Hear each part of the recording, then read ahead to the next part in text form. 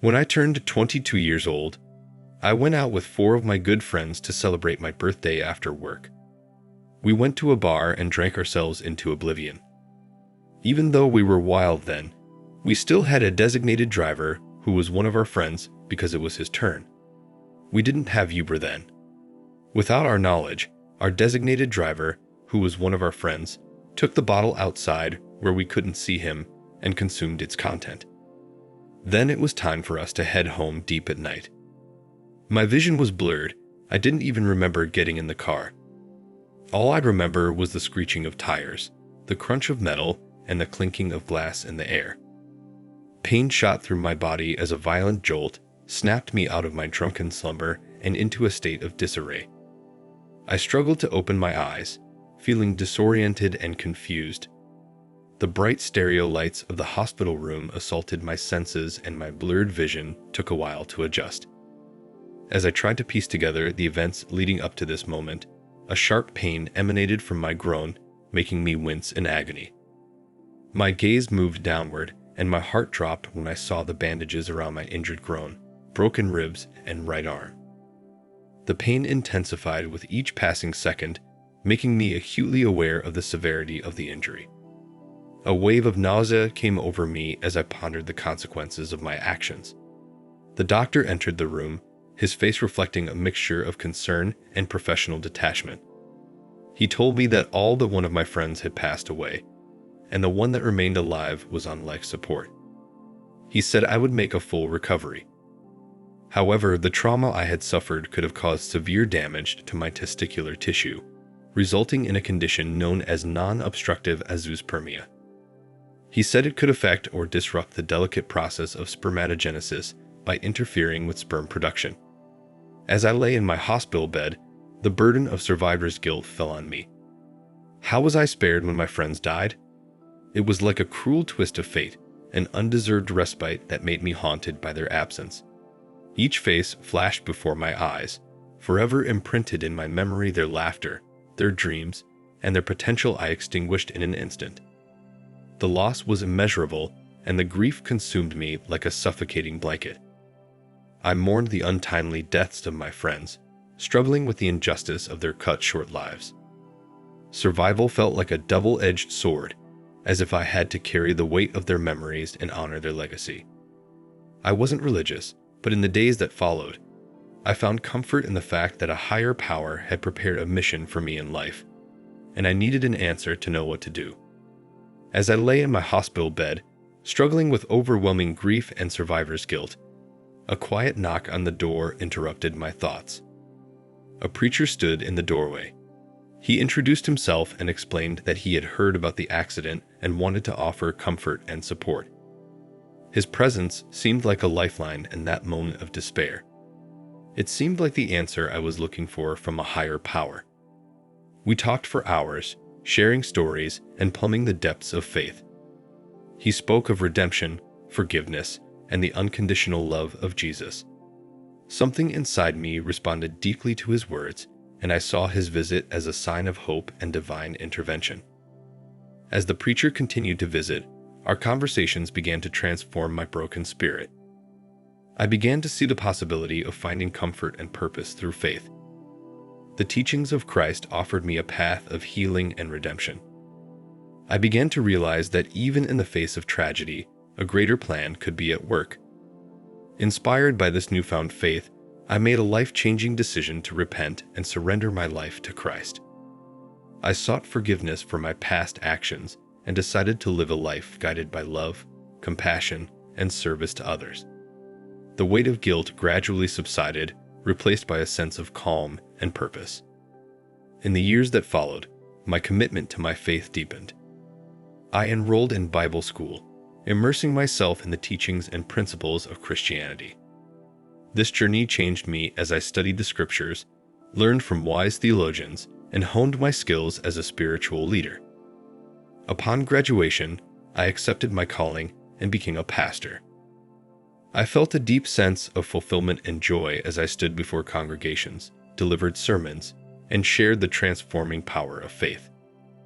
Guided by my own experience of pain and loss, I sought to offer comfort and support to those who had experienced their own trials and tribulations. As the years passed in my role as a pastor, I met a wonderful woman who changed my life forever. She was a beautiful and charismatic person with a magnetic charm that drew people to her. Although her manner of dress was unconventional, characterized by tight dresses and seductive outfits, I did not judge her because her genuine love and compassion for others shone through. She was kind to people and participated in several paid charity events. She traveled often and earned more than me from the charity events she traveled to. I told her about my accident and how it brought me closer to God, but I never told her that I might not be able to have children. The reason I didn't tell her was because I believed God would heal me, and I had faith in God. As we spent more time together, an undeniable bond developed between us. We shared our dreams, our hopes, and our deep love for God. In each other, we found understanding and support, a partnership that felt like a divine gift. Over time, our friendship grew into deep love, and we made the decision to live together and get married. 2 years into our marriage, a miracle happened that confirmed our faith and deepened our connection. Against all odds, we discovered that we were expecting our first child. Doctors had previously informed me that I might not have children, and yet here we were, experiencing the joy and awe of new life. It seemed like a testament to God's grace and the marvelous ways He works in our lives. The arrival of our son filled our hearts with a great sense of gratitude and wonder. We marveled at this precious gift, knowing that he was a testimony of miracles that could happen even when circumstances seemed impossible. Our parenting journey was a testament to the unfathomable blessings God had bestowed upon us. We embraced our role as parents with a deep sense of responsibility, vowing to raise our child in an environment filled with love, faith, and understanding. As our marriage continued to grow, my wife's passion for church work and involvement in various charitable organizations led her to frequently travel alone. While I understood the importance of her dedication and sacrifice, I couldn't help but feel a prick of anxiety whenever she went on these trips, leaving me to care for our son. However, I recognized the importance of her mission and supported her wholeheartedly, believing that her work was having a positive impact on the world. Our marriage, like any marriage, had its ups and downs. We faced challenges and disagreements, but remained committed to keeping our family together and nurturing our love for each other. It has been a constant journey of learning, growing, and finding ways to deal with the complexities of life together. 2 years after our first son was born, we received news that filled our hearts with great joy and disbelief. We were expecting another child. The doctor's diagnosis of my infertility made this news impossible, and yet here we were, experiencing the miracle of a second pregnancy. It was like a double blessing, a confirmation that God's hand was working miracles in our lives. As we awaited the birth of our second child, I couldn't help but feel a deep sense of gratitude and wonder. My ingrained distrust of doctors and medical professionals grew stronger. I doubted the accuracy of their diagnosis and felt that I had been deceived. This experience reinforced my belief that only God has the power to heal, and that miracles can happen despite the limitations of medical science. With the birth of our second healthy boy, my faith in divine intervention was further strengthened. The joy and awe that accompanied his birth was indescribable. I felt as if God had sent down an abundance of blessings, shattering the doubts and fears that remained within me. From that moment on, my faith became intertwined with the miracles I had witnessed in my life. I sought comfort and guidance in my relationship with God, knowing that He orchestrated what seemed impossible. I realized that while medical professionals play a vital role in healthcare, there are mysteries beyond their understanding that only the divine can reveal. As I held my 2 healthy sons in my arms, my heart overflowed with gratitude and a new sense of purpose. I was determined to raise them with a deep understanding of faith and a belief in the extraordinary power of God's love. They were living proof that miracles could happen, and I wanted them to grow up, knowing that God's healing touch could go beyond human knowledge. Then one day I started having constant pain in my stomach and groin, but I ignored it thinking it would go away. After a few days, it became so intense that I could no longer ignore it. Reluctantly, I decided to seek medical help, despite my initial belief that God would heal me. By choosing a different doctor than the one who treated me after the accident, I was hoping for a fresh set of eyes. During the examination, the doctor found that the injury from the accident had worsened and additional surgery was required. It was a blow to my faith, but I realized that sometimes medical intervention is necessary for healing. The doctor's words weighed heavily on me as he explained the seriousness of the situation and the need for immediate action. In addition, to better understand the extent of the damage, the doctor recommended a testicular biopsy. The results revealed the shattering truth. No viable sperm were found. I was stunned by this discovery, especially since I had confidently shared with the doctor that I had 2 children. He expressed disbelief, unable to reconcile the test results with my assertion. Driven by unwavering faith, I fervently preached to the doctor about the power of healing through God. I tried to explain that miracles and divine intervention could trump medical explanations. However, the doctor remained skeptical, urging me to provide evidence to support my claim. He suggested DNA testing for my 2 sons, an opportunity to prove that they were indeed my biological children. I agreed, driven by a mixture of curiosity and a desire to confirm my faith. I decided not to inform my wife about the DNA test as she was away at the time. Along with my 2 sons, we visited the doctor's office to be tested. As the days went by, anxiety hovered in my heart. When the results finally came back, I was stunned by the shocking truth they revealed. The DNA analysis revealed that my 2 sons were not biologically related to me. Furthermore, the results showed that they had the same father, but it wasn't me. Confusion, disbelief, and heartache consumed my thoughts. It was a startling discovery that shattered the foundation of my beliefs.